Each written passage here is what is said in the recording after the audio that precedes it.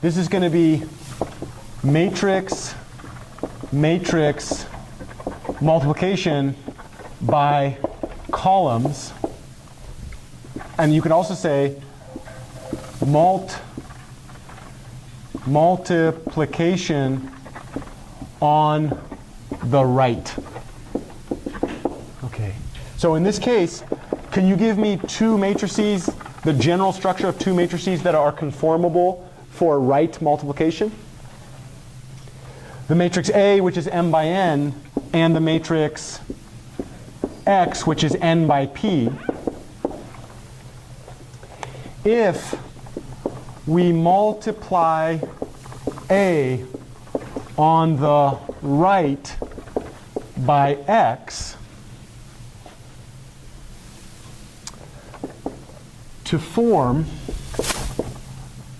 a m by p matrix B with, can you guess what we're going to say B is equal to?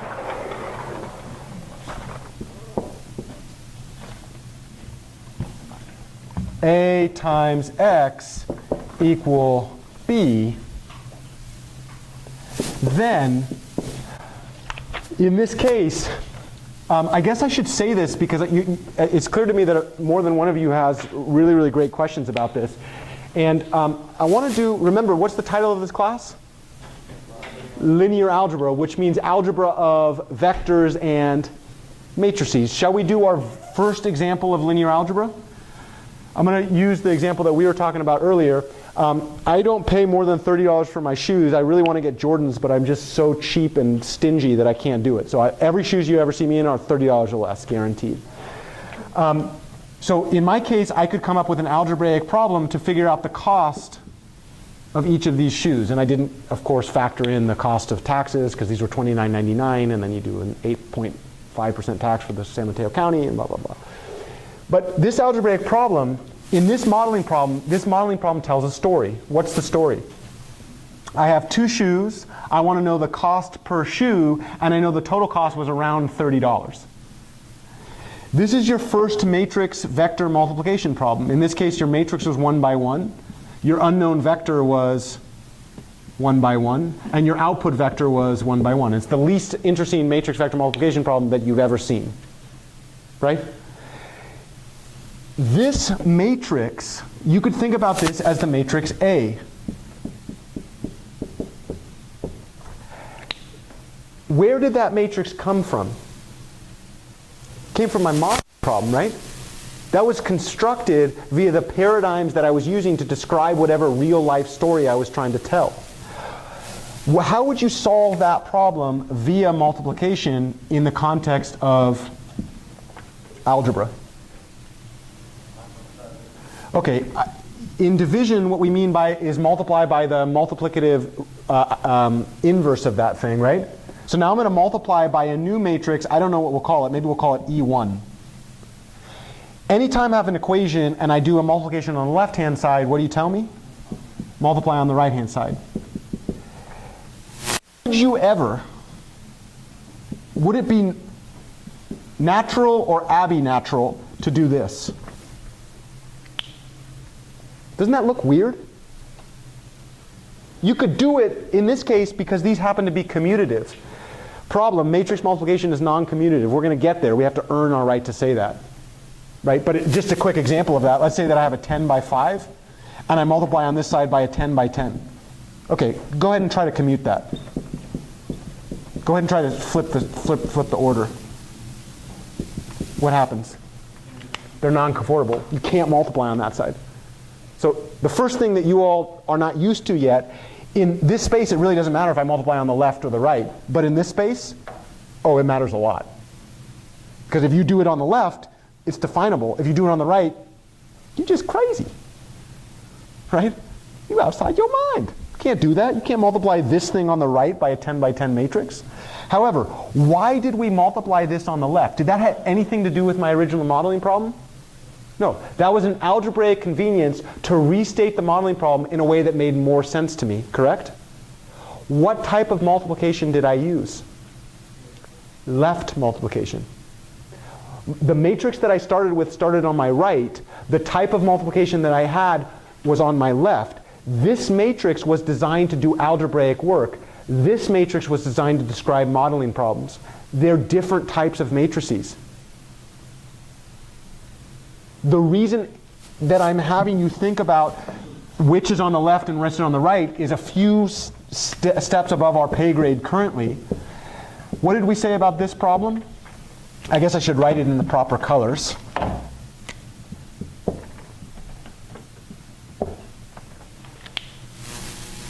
That thing's going to be called a, depending on what the dimensions are, we call it a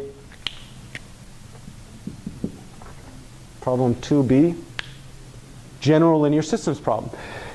When we're working on linear systems problem, whether it be non-singular or general, we will see that if you're doing this in the context of a real life problem, this matrix arises from a modeling context.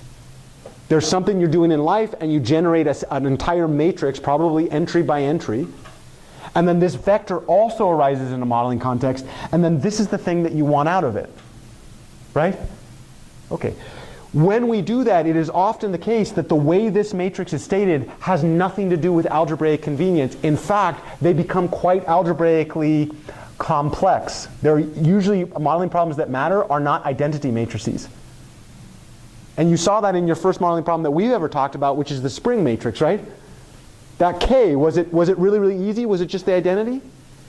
No, there was a lot going on because that modeling literally had to do with the physics of that problem. Once we have the modeling problem stated, which is non-trivial, it takes a ton of work to actually state modeling problems, can you guess what we're going to do in order to solve it? Say algebra. Algebra. In this case, the algebra that we're going to do is called multiplication by matrices. And in fact, we're going to do multiplication by a sequence of elementary matrices. These matrices, the way that we construct these, don't necessarily have to do with the underlying dynamics of the problem. They have to do with the idea that the solution of the problem matters to us, so let's do some algebra. In that case, however, can you guess which type of multiplication we're going to do? Is it multiplication on the right or multiplication on the left? Left. And in fact, these are all going to be m by n matrices. If I multiply this thing on the left by a sequence of m by n matrices, and this is an equality, can you guess what I also must do simultaneously? Say it again. Got to do the same thing to the other side. And then what's going to happen is this is going to be some new vector, maybe we call it y. This thing right here, depending on how crazy we want to get, is going to be some different structure. In the case of Fantasyland, this would be the identity matrix. In the case that we're going to do, it's going to be an upper triangular matrix, and then this will be a backward substitution. But the fact of the matter is, we're going to do this strategically to make this entire system into a better version of itself. But in this context, when I do left multiplication, how am I encouraging you to think about that? Which one did we start with? Which one came up in the modeling context in the way that we're thinking about it? The matrix A. Are we multiplying A on the left or the right? The left. If we're multiplying A on the left, which of those matrices is doing work? These are the active ones, which means this thing is passive, which means when we're thinking about that multiplication, we're chopping the passive up into rows, and we're taking linear combinations of rows with corresponding coefficients coming over here. These matrices had nothing to do with the problem. They do algebraic work. That is the context that we're going to use to solve linear systems problems. On the other hand, there's something called diagonalization, and this comes up in eigenvalue problems. In a diagonalization problem, the matrix A arises in our, I guess I should be a little careful here, because these things are unknown in the eigenvalue space. So this is A times V equals V times lambda. This thing is diagonal with the eigenvalues on the diagonal. This thing is a set of vectors who sometimes are orthogonal, especially if this thing is symmetric, blah, blah, blah, blah, blah. You don't have to worry about that right now. But in this context, when we're thinking about this multiplication, which one comes up in the modeling problem? A. When we're thinking about generating eigenvectors, which side are the eigenvectors on? The right-hand side, which means when we do this multiplication, can you guess how we're going to chop up A? By columns. Those are different contexts. Depending on which type of problem we're solving and the type of algebraic work that we're doing, we use a different paradigm in the context of multiplication. And let's be quite clear, all that intuition that you built that said that, oh, 2 times 1/2 is the same thing as 1/2 times 2, that is now completely ridiculous. These are not equal. And so it matters. This is the first time that it actually matters which way you think about it. That's why I'm trying to teach you this right now, so that when we get to the place where you actually need it, you have deep intuition about how to think about the corresponding product based on the type of algebraic work you're trying to do. Right? Okay, from this standpoint, let's think about A. We're going to do right multiplication on A. So which one could you guess is the one that comes from the model in this context? A. And then we're going to multiply A on the right by X. In that case, can you guess which one is passive? A is passive and X is active, which means when we do this multiplication, can you guess what we're going to do to A? Chop it up into columns. If we chop A up into columns, can you guess what we're going to do to the product? Form columns. In particular, let's go ahead and form the first column of B. Well, let's go ahead and think about this for a second. If I want to take the first column of B and the whole idea that B was supposed to be A times X, which one of these is doing work? X. Which one isn't doing work? A. That's being hit. In this case, let's map the first column of B to be what? A multiplied by the first column of X. Well, what is that? It's A multiplied by the first column of X. Do you know how to do A multiplied by the first column of X? What type of operation is that? Matrix column vector multiplication. What would you do? Run through the individual row entries of the first column, take linear combinations of the columns of A to form the first column of B. Could you guess what the second column of B is?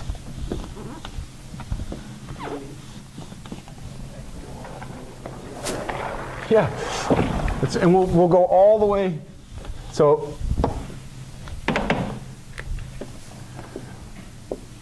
column 2 of B is going to be column 2 of the product, A times X, which would be, and in this case, remember, this is going to be M by N, N by P. B was supposed to be M by P. Let's go ahead and check here. How do I write column 1 of B in MATLAB notation? B, parentheses, colon, comma, 1. How big is that vector? M by 1. Because this thing was an M by N, this thing was an N by 1, this thing must be an, excuse me, this thing was an M by N, that thing was an N by P, this thing must be an N by P. So if I'm going to construct B by columns, how big would each column be? M by 1. Let's go ahead and check this. This thing right there was an M by N. How big is the first column of X? N by 1. Let's see. N by M, N by 1. Is that equal to an M by 1? Because it's a linear combination of columns, each of which has M rows. Could you guess what this one is? If I want to get the second column of B, what is that? It's A multiplied by the second column of X. How would I write that in matrix multiplication, MATLAB notation? Let's go ahead and check dimensions, which is kind of our standard, right? Because our teacher is just really strict about that. It's like he cares. Okay, what about this one? It's also like he speaks in the second person. That's freaking weird. This is an M by 1. How big is A? M by N. How big is the second column of X? N by 1. Could you guess what we would say for all column index K equal to 1, 2, 3? How many different columns of my matrix B do I have? P of them. if I wanted to get the kth column of the matrix B, what would I do? I would do p separate individual matrix vector multiplications with the matrix being A and the individual vectors being the columns of the matrix X.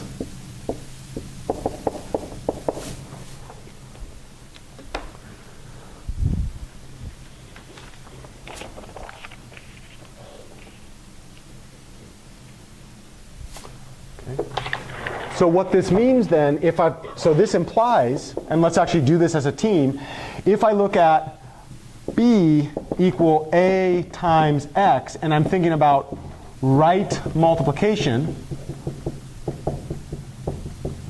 by X, this thing is now passive.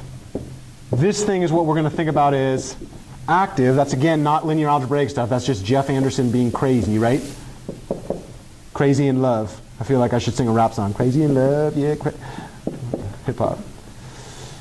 Okay, so what did we say? What was the whole idea here? If the one on the left is passive, what are we going to do to it? Chop it into columns. So let's go ahead and do that. So this is going to be the first column of A, and then I'm going to have the second column of A, and I'm going to keep going until I get down to the, careful, how many columns does A have? Nth column of A. And then what am I going to do to this set of columns in order to form B? Well, how did we form B? What do you notice about the way that we formed B there? Did we form B by entries? Did we form B by rows? We formed B by columns. So now we're actually thinking about constructing individually each column of B. How many total columns of B do I have? Yeah, and maybe I won't write the second one to make them look like they're different sizes, right? So the moment I know that I'm going to chop A into columns, then I'm also chopping B into columns, and I'm also chopping X into columns.